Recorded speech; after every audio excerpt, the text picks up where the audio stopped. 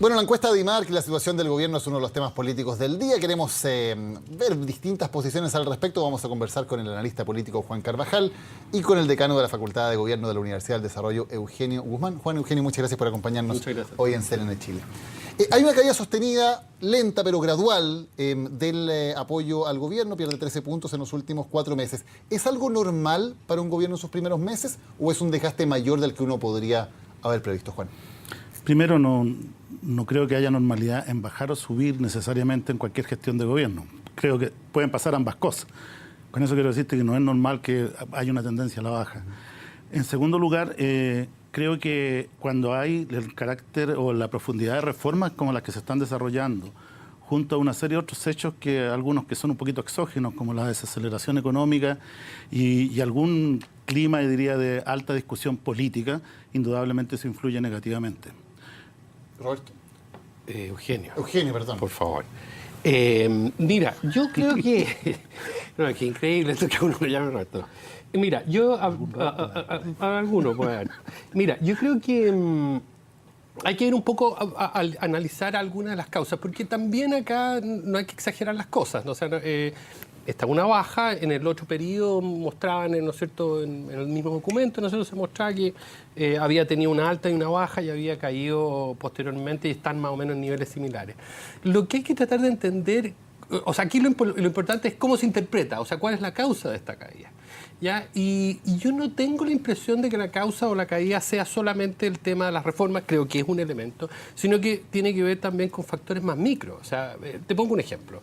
En materia económica, tú cambiaste de una situación en la cual tú estás creciendo, no sé, 4 o 5%, a una situación en que probablemente vas a crecer a un tercio de eso, 1, y tanto, etc. Probablemente el desempleo... bueno, ha aumentado, pero no ha seguido aumentando, pero lo que hoy día vemos es cierta precariedad en el empleo, ¿ya? Por ejemplo, una persona que puede haber estado ganando una cifra determinada y hoy en día no es que esté desempleado, gana menos. Por ejemplo, las personas que trabajan en la zona norte, que venían del sur. Entonces hay una serie de elementos más micro que pueden estar implicando, y en ese sentido concuerdo con Juan, en el sentido de que lo económico es un elemento de trasfondo. Y lo segundo es que cuando tú tienes otros elementos ya que son constantes, porque tú puedes tener un problema que surge, emerge, ya, los conflictos a propósito de la reforma educacional, ya. Es algo nuevo, es algo que genera inquietud. La incertidumbre económica es algo nuevo. Pero tú tienes problemas que siguen ahí permanentes y que no tienen solución, o que la gente no percibe solución, por ejemplo el tema de salud, por ejemplo el tema de desempleo. Son elementos que también contribuyen a generar cierto malestar. Entonces, ese tipo de elementos a mí me parece que... Dentro de los elementos que uno puede mencionar, puede estar también el tener mayoría en el Congreso, porque cuando no se tiene mayoría en el Congreso, se puede culpar al del frente que no quiere las reformas o que no pueden salir como uno desea. Pero cuando se tiene mayoría en el Congreso, tal vez las expectativas también suben. Sí. ¿Cómo juega ese tema y la interacción con el del frente? No puede responsabilizar al del frente de lo que no te resulta o de que no te resulta como tú quieres. Juan. Bueno, yo creo que aquí, y tomo lo que se decía recién, efectivamente hay varias cosas. No puedo negar que lo de ser mayoría en algún momento puede influir. En tanto creo que las expectativas de cambio que habían y un poco la idea de desarrollarlo con la mayor prontitud posible ha hecho de que ha provocado varios factores que a mi juicio no han sido positivos y apuntan hacia esta baja, han colaborado. En primer lugar, la sensación de una rapidez, demasiada rapidez, digamos, lo que puede ser cierto o no, pero esa es la sensación, a lo menos de percepciones que se ha generado, y que lleva a que exista la sensación de que las cosas no se han discutido bien o suficientemente bien. Lo segundo, la sensación, porque tampoco me consta que sea exactamente así, de que no se buscarían amplias mayorías para aprobar los proyectos. Yo quiero decir, por lo menos mi opinión, yo creo que en proyectos y en cambios estructurales es fundamental que hayan los máximos acuerdos posibles, porque las cosas no se trata solo de cambiarlas, sino que perduren en el tiempo. Estamos hablando de cambios que no debieran ser reversibles y, como sabemos y hemos aprendido en nuestra historia, todo puede ser reversible y, por lo tanto, crear sentidos comunes en favor de los cambios me parece súper importante.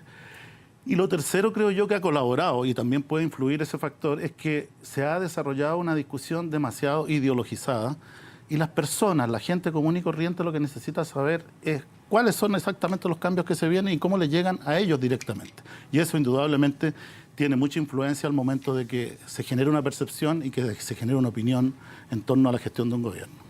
Eugenio. Mira, sobre eso mismo, el hecho de ser mayoría, evidentemente, hay una suerte de... Yo creo que se produjo una suerte de delirio, o sea, porque...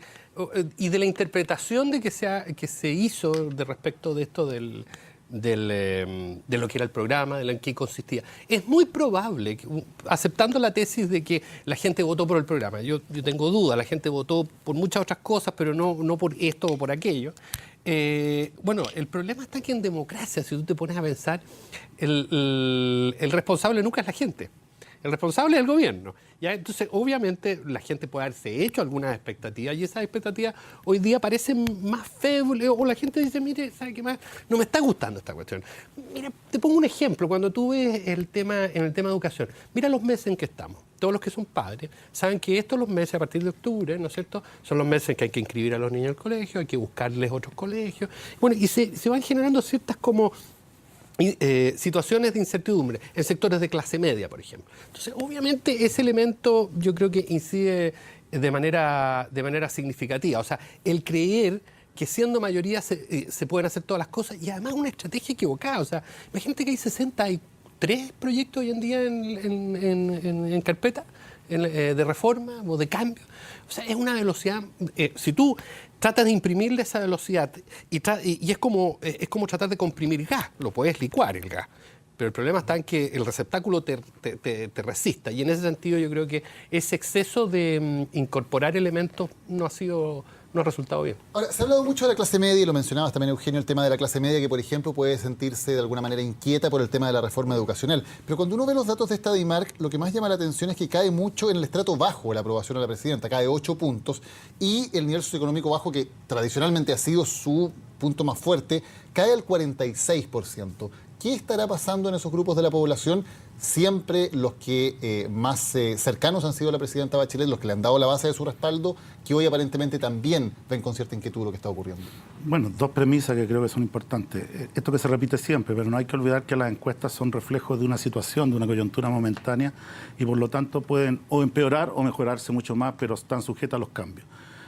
Esto está relacionado con tu pregunta, porque tiene que ver con las percepciones de la gente. A mi juicio, lo que está ocurriendo hoy día, y ahí hay una parte que es responsabilidad claramente del gobierno, que es la capacidad de poder explicar con mayor claridad en qué consisten los cambios que vienen y cómo les llegan a las personas. Y ese es todo el problema de fondo. Porque los sectores que pueden verse afectados de manera específica, en general son minorías. Pero las grandes mayorías que serían las beneficiadas con una reforma educacional deberían estar claramente a favor del proceso de cambio en educación. Y es como lo que registraban las mismas encuestas antes de que empezaran a implementarse. De manera que, como dijo la presidenta hoy día, que hay que trabajar y trabajar, me parece que es un llamado concreto a que se explique de mejor manera, que se intente seducir mucho más fuertemente, que se salga a terreno y que se llegue precisamente a aquellos sectores que a lo mejor ven menos televisión, tienen menos acceso a la información un poco más sofisticada y politizada, y que se busque la manera de que se entienda fácilmente de qué se trata todo esto. Eugenio, ¿hay algún factor en particular que puede estar afectando la popularidad de la presidenta en los sectores más populares? Mira, yo creo que sí. Yo entiendo un poco la tesis de Juan en el sentido de decir, mira, aquí hay un problema comunicacional, no me cabe duda. Pero también para entender causas, y por eso que tú lo desmenuzas, y así entiendo tu pregunta, es que efectivamente son las cosas micros las que están afectando. Es probable que en los sectores, fíjate tú en materia de empleo, no es que el desempleo haya aumentado, pero sí tenemos que el empleo no ha aumentado. Entonces, fíjate en una familia, uno cuando ve estos temas macro y dice, bueno, pero el empleo no ha aumentado. Sí, pero el desempleo, perdón, no ha aumentado. Sí, pero ¿qué sucede en una casa cuando una persona más está desempleada? Bueno, es todo el entorno afectado. O cuando el hijo mayor, que antes no trabajaba y ahora busca trabajo y no lo encuentra. Ese tipo de cosas van afectando en términos micro. Y en los sectores populares, que ahí en todo caso la categoría no solamente está en extrema pobreza, digamos, sino que ahí están sectores probablemente D y E, ya que tienen mayores ingresos y que son afectados por sectores tales como construcción, o que siguen siendo afectados por estos problemas permanentes como salud. Salud es un tema que cuando tú te haces en la cabeza todas tus expectativas de un cambio de gobierno, digámoslo así, la gente no evaluó bien al gobierno de Piñera. Entonces, por lo tanto, se produce un contraste ahora que se tiene una expectativa, ahora las cosas van a ser mejor. Y curioso, un gobierno que crece al 5%, es el promedio que crece Piñera. Sin embargo, ahora se tiene una expectativa y resulta que no están cumplidas. Entonces, obviamente, temas como eso, salud, por ponerte un ejemplo, o el tema del empleo, o la precariedad del empleo, sí influyen en estos sectores y en otros influyen en otros temas. Ustedes lo decían, una encuesta es una fotografía de un momento, pero también se pueden proyectar a futuro qué cosas pueden pasar si los factores se mantienen más o menos estables. Y ya que hablamos de los sectores más modestos, donde cae el apoyo a Michelle Bachelet y a su gobierno, quiero preguntarles cómo ven ustedes la clase media, porque en otras elecciones eran los sectores más vulnerables, el centro de la atención, pero ahora parece que la clase media se está tomando de manera importante porque también la apuesta de varios sectores de la alianza y específicamente de la UDI parece ser hablarle a esa clase media y disputársela derechamente a la nueva mayoría. ¿Creen ustedes que aquí pueda licuarse mucho los votos, licuarse los apoyos en esa clase media por el tipo de temas además que se están tocando? Juan, Eugenio. Yo creo que es todavía prematuro pensar en cómo pudieran transitar los votos en virtud de la situación actual, debido a que claramente los dos proyectos, las dos reformas que se están realizando, claramente están afectando a la clase media y por lo tanto es absolutamente sensible los dos temas, tanto la reforma tributaria como la reforma educacional. Pero hay que proyectar la situación un poquito cuando estos trámites parlamentarios ya están terminados, cuando las leyes sean realidad y cuando los procesos ya empiecen a transformarse en una realidad, cuál va a ser el estado de la clase media. Yo tiendo a pensar que para el próximo año vamos a tener una situación política y comunicacional bastante más tranquila y que si los temas económicos se resuelven, eso debería influir decisivamente también en la percepción de la gente, si el gobierno hace las cosas de manera acertada, digamos. Y creo que los sectores que hoy día están inquietos, incluyendo la clase media, deberían también tender a tener mayor tranquilidad en su actitud frente a las autoridades. Eugenio, ¿es correcta la apuesta que está haciendo la Alianza, hablarle directamente a la clase media? Porque antes veíamos una UDI, la UDI popular, hablando y disputando con otros sectores de izquierda el tema, por ejemplo, de las poblaciones, y ahora enfocándose mucho más en la clase media. Claro, lo que pasa es que aquí hubo un cambio en el electorado, o sea, esa UDI popular, ese mundo popular ya no es popular, es clase media. Y probablemente se ha llegado tarde a ese diagnóstico, en el sentido de que muchas personas que... piensa tú que si nosotros vemos las cifras, el 40% de las personas estaban bajo la línea de pobreza en la década, a finales de los 80 o a principios de los 90, como tú lo quieres llamar, y hoy en día es menos del 10 o en torno a ese porcentaje. Entonces esos grupos que son vulnerables, que están accediendo a áreas de consumo sensibles, entre ellas la educación, que genera incertidumbre, evidentemente te cambia la estrategia. Ahora, yendo a la proyección, que es la otra cosa que tú planteabas, uno podría, evidentemente uno no puede proyectar, y decir, mire, va a ocurrir esto, porque es muy variable. El problema está en que si sigue en la misma situación de hoy, ahí uno esperaría que la situación empeore, no mejore. Ya, sobre todo que en ese sentido Bachelet va a tener que cambiar un poco el discurso. Ella ha planteado esto de que se está haciendo una campaña al terror. Esa fue como su primera reacción hace unas semanas atrás. Y eso yo creo que fue un error comunicacional, porque es decir, mire, no hay problema aquí. ¿Ya? No es sintonizar con estos miles de micros problemas que hay, que perciben y que generan esta especie de malestar político, sobre todo en un contexto que nuevamente los niveles de confianza en las instituciones son bajos, son malos, en fin. Aquí en algún momento se abren dos posibilidades, que es una, impulsar los proyectos del gobierno tal cual vienen desde el Ejecutivo y sacarlos contando con los votos, o negociar, transar algunos aspectos para poder llegar a acuerdos amplios. En el caso de la reforma tributaria ya vimos que se optó por la vía del acuerdo. ¿Qué debería hacer el gobierno en las reformas que vienen? ¿Debería llevar adelante sus proyectos tal cual, sacarlos como sea, o debería intentar negociar y transar aún a riesgo de algunas cosas del programa de gobierno dejarlas fuera? Desde mi punto de vista, cualquier proyecto de un gobierno, sea este u otro, es razonable que en el Parlamento se le dé el espacio de discusión y de diálogo que todo proyecto requiere, de manera de buscar el máximo de apoyo para los cambios que se proyecten. De manera que si aplico eso a lo que está pasando hoy día, debería ocurrir lo mismo. Yo creo que es bueno, de partida para el gobierno, lograr el máximo apoyo posible para todas sus políticas. Otra cosa es dónde está la naturaleza del proyecto y si se estima que se está cambiando mucho o no.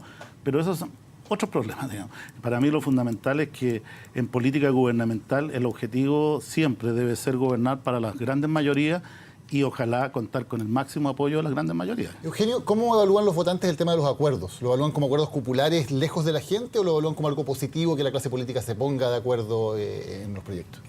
Yo creo que de las dos formas, o sea, y va a depender, es muy dependiente, ¿no es cierto?, del discurso que domina la política. Fíjate tú que a principio de este gobierno, todo el mundo político denostó sistemáticamente los acuerdos. Un poco siguió en la línea de la inercia de lo que era la vieja concertación. Pero al poco andar, bueno, se dieron cuenta que no llegar a acuerdos no funciona. O sea, la política se trata de eso y hoy en día vemos que de alguna manera hay algún ambiente en esa dirección. Así que yo creo que es muy dependiente de cuál es la lectura que haga la política. Y fíjate bien a propósito del conflicto de CPC. Cuando uno se pregunta, bueno, ¿ese conflicto es el que influencia hacia abajo o es al revés? No, yo creo que ese conflicto surge precisamente a raíz de las lecturas que se tienen de lo que está pasando en materia de popularidad. O sea, no es un asunto que solamente que el PC y la ADC piensen distinto, sino que surge de cómo se está leyendo lo que está pasando en la base, creo yo. ¿Qué responsabilidad creen ustedes que tiene el equipo político, efectivamente los 4 integrantes del equipo político, en el gabinete, en la conducción o la falta de conducción que algunos han criticado? ¿Y creen ustedes o no que se viene un cambio de gabinete? ¿Debiera venirse o no? ¿Ayuda o no ayuda? Lo primero que diría yo es que quiero recordar que el gobierno anterior de Bachelet tuvo 2 años en donde la percepción pública se expresó negativamente en las encuestas y después tuvo una alza sustantiva importante.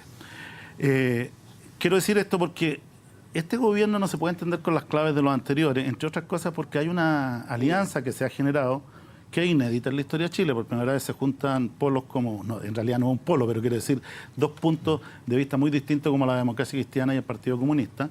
Y lo que es una virtud, a mi juicio, de generar grandes alianzas también se transforma en un problema en situaciones críticas.